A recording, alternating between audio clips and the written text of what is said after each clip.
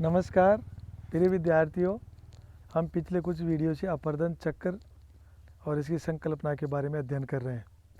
इससे पूर्व हमने अपरदन चक्र की सामान्य जानकारी और W.M. डेविस महोदय के अपरदन चक्र के बारे में अध्ययन किया था।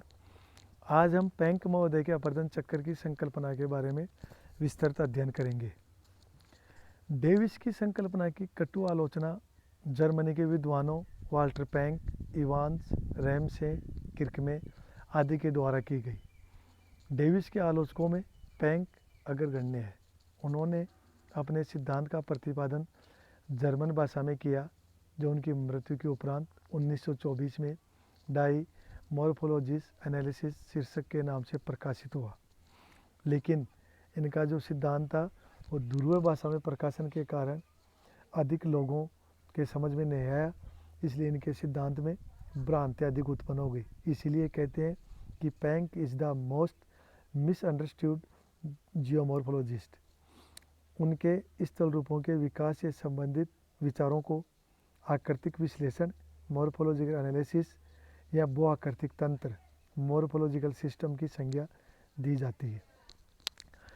पेंक का स्थल रूपों के अध्ययन की योजना का मुख्य उद्देश्य बहिर्जात प्रक्रम तथा आकृतिक विशेषताओं के आधार पर धरातलीय संचलन के विकास एवं उसके कारणों की व्याख्या करना था।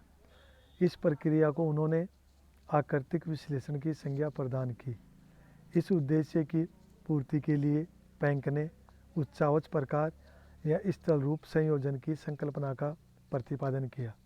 पेंक ने प्रारंभ में डाल के समानांतर निवर्तन की कल्पना की, जो एक गलत व्याख्या थी।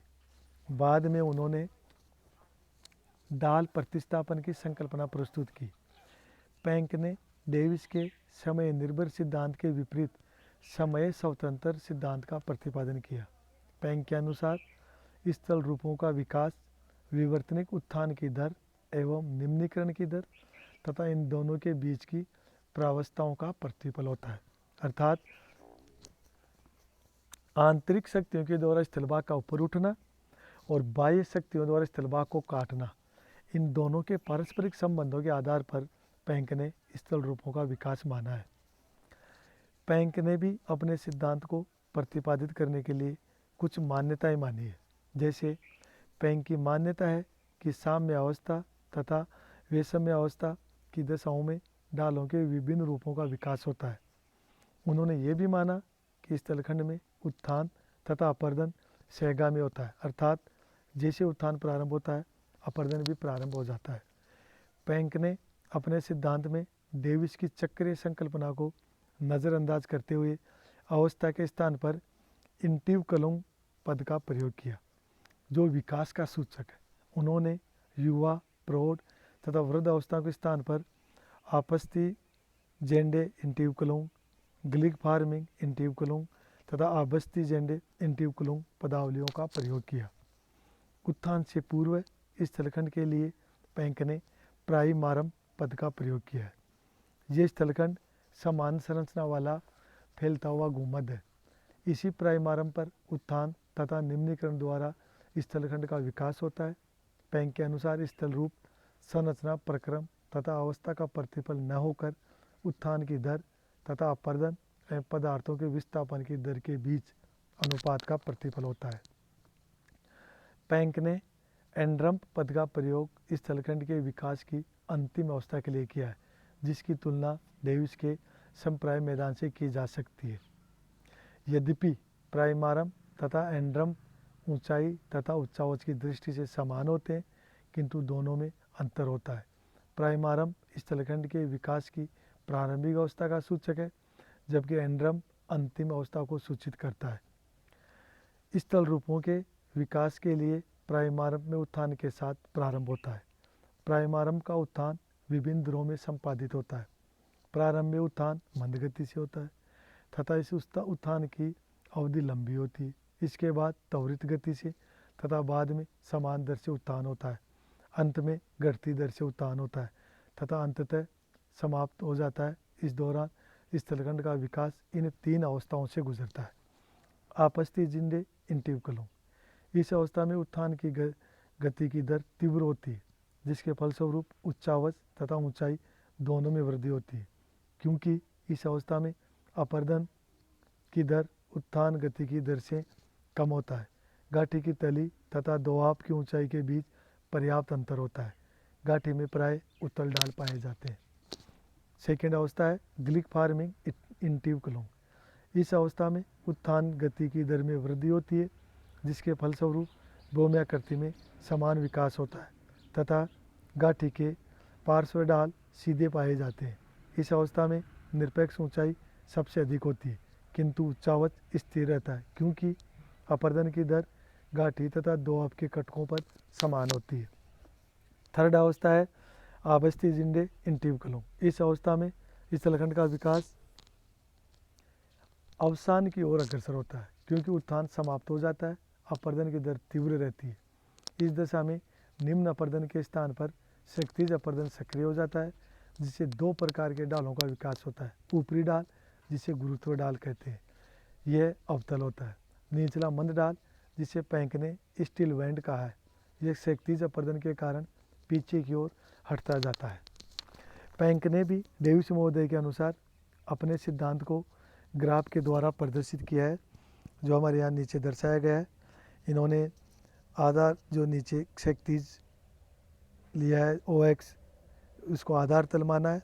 OY जो लंबवत है, इसमें ऊंचाई बता रखी है। इन्होंने इसको 5 भागों में बांट रखा है। सर्वप्रथम उत्थान तीव्र गति से हो रहा है, अपर्दन धीमा है, इसलिए स्थलभाग ऊपर उठ रहा है।